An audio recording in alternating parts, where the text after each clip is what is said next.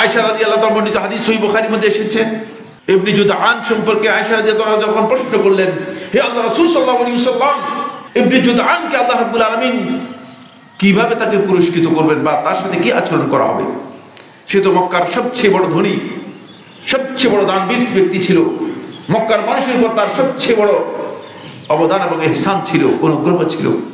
তখন আল্লাহ রাসূল সাল্লাল্লাহু আলাইহি ওয়াসাল্লাম এক কথায় বলে দিয়েছেন, সে তার গোটা জীবনে যদি একদিন আল্লাহ রাব্বুল আলামিনের কাছে এই কথা বলতো, রাব্বিগফিরলি, হে আমার রব আমাকে ক্ষমা করে দাও, তাহলে আল্লাহ তার পুরোটাই ক্ষমা করে দিতেন। কিন্তু একবারের জন্য বলেন জীবনে কোনোদিন। আপনি কি জানেন? হতে পারে যে শুধুমাত্র এই কথাটুকু, রাব্বিগফিরলি, হে আল্লাহ আপনি আমাকে ক্ষমা করে দেন, হতে পারে আপনার গোটা জীবনের সব গুনাহ ক্ষমা করে দেবেন, সবটাই ক্ষমা করে দেবেন, যখন আল্লাহ তাআলার কাছে পছন্দনীয় হবে।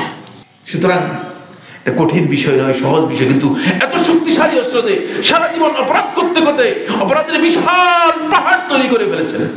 কারণ কিয়ামতের দিন অপরাধীদের অপরাধের পাহাড়, রাসূলুল্লাহ সাল্লাল্লাহু আলাইহি ওয়াসাল্লাম সহিহ হাদিসের মধ্যে বলেছেন, সাওবান বর্ণিত হাদিসের মধ্যে আল্লাহ নবী সাল্লাল্লাহু আলাইহি ওয়াসাল্লাম ইরশাদ করেছেন যে পাহাড় এমন হবে যে তেহামার বড় বড় যে পাহাড়গুলো আছে, আপনারা যারা তেহামায় গেছেন, আমি সচক্ষে দেখে এসেছি, এক এক পাহাড় এত বিশাল যে এইভাবে পাহাড় দেখা যায় না, উপরের দিকে তাকালে বোঝা যায় যে পাহাড় উপরের দিকে চলে গিয়েছে, চোখে দেখা যায় না।